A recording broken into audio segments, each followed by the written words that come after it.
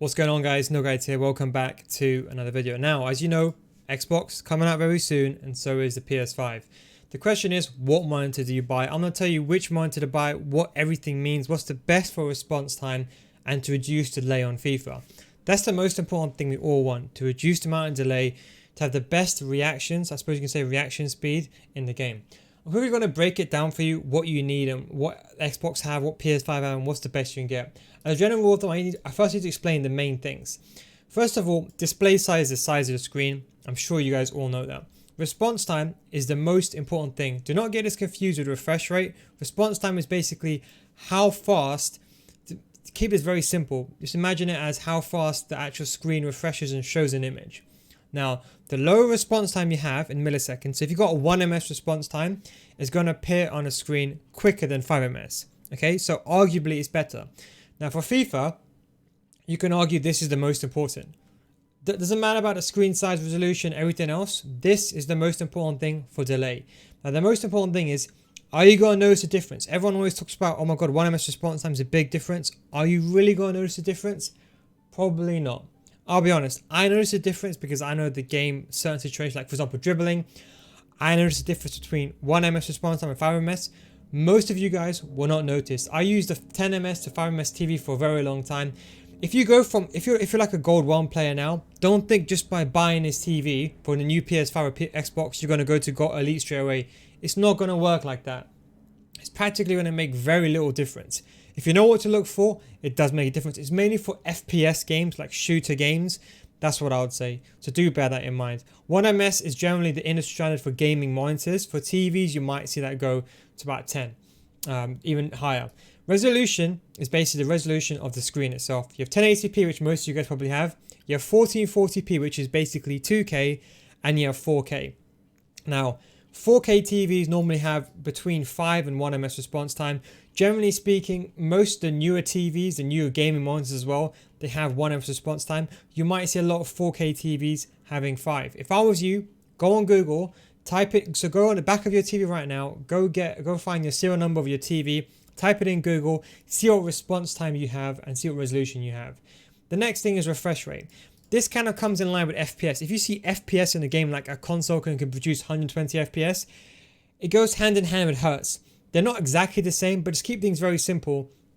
If you're going to buy a console like the Xbox Series S that provides 120 FPS, you need to have a 120 hertz screen to be able to show it. So if you have an Xbox Series S and you play on a 60 hertz monitor, nothing will happen, but it won't be as smooth if you play it on a 120 hertz. What this basically means is a smoothness. It's mainly for games like Counter-Strike and COD, not for FIFA, but the best way I can describe it is if you get on your phone, go to the camera app. If you go to a camera app and you try to take a video, there's 1080p by 60, 1080p by 30. Use them both. You'll see 30, the video is not smooth and is very choppy, whereas 60 it is. That's the best way to know the difference. Now the most important thing is milliseconds. Now I'm going to quickly go give you a quick teardown. Xbox, long story short, is coming out on the 10th of November worldwide. Pre-orders on the 22nd of October. PS5 in contrast is coming out on the 12th of November for like a few countries like New Zealand and Australia. 19th is for the UK and the rest of the world worldwide. So do bear that in mind. Pre-orders have also gone live right now when you're watching this, so you can pre-order it now. So do bear that in mind. PS5, there's two versions of the console, okay? Digital version and the non-digital version. They're both exactly the same performance-wise. Performance-wise, they're exactly the same. The difference is one has a disc, one doesn't. That is the only difference. Xbox is a bit different. There's two versions of the Xbox, but the Xbox Series S is much more slower, I suppose you can say, in performance. It only shows up to 2K, whereas the normal Xbox shows up to 4K. If I'm not mistaken, I think the PS5 shows up to 8K. I'm not 100% sure. I think, I don't double check that yourself. I think it might be 4K as well, but I think it can in the future go up to 8K. I'm not 100% sure on that. But this is the most important thing. So if you're going to buy the Xbox Series S, there's no point in buying a 4K monitor because you can only see 2K.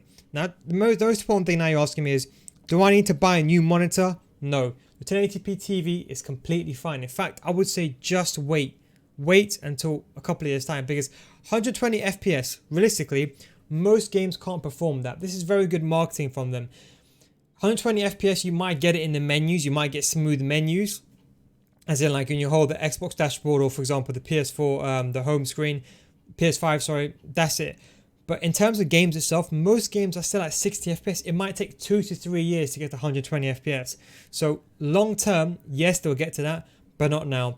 We can see 4K obviously evident now in Xbox One S, and obviously the PS4 Pro, they both do 4K. So do bear that in mind. So the best advice I'll say to you is try to get a good, if you need one bad, let's say you need to buy a monitor. If you buy a 4K, now you cannot buy a 4K and 120 Hz monitor. A 4K 120 Hz monitor is a joke. Like, this is an example, right? 4K 120 Hz monitor, as you can see, is £1,000. But you can get, for example, a 1440p monitor, which is 2K and 144 Hz, for actually a fairly reasonable price. Now, I don't have this one exactly, but I bought something very similar to this.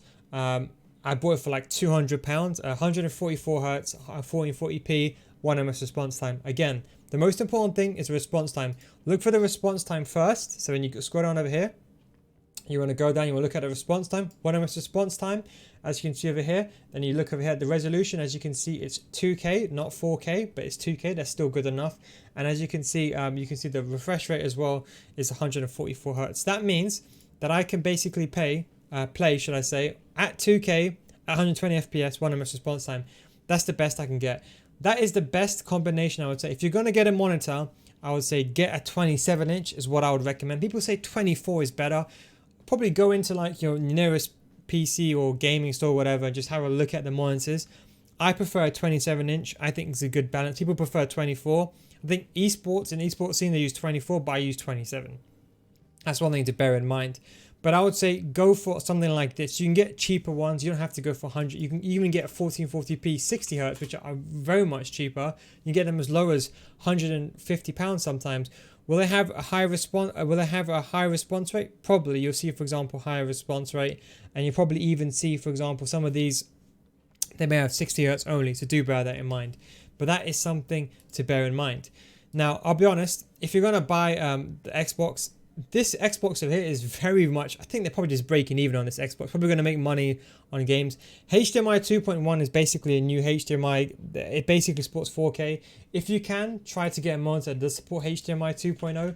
It is going to be, it's not going to be as prevalent as, you know, for example, the traditional HDMIs. But if you can, try to get one. In my opinion, the best balance I would say is try to get 120 Hertz monitor, and try to get 1440p. I would say it's the best of both worlds. Do bear this in mind though.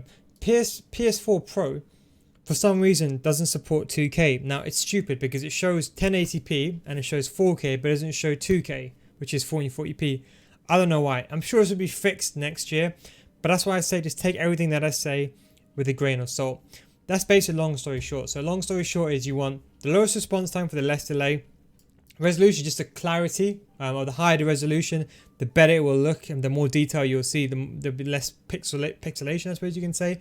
Highest refresh rate means the smoothness. Try to get a combination of all, but if you can't, it's not the end of the world. Realistically, all of you here watching this video, your monitor is just fine.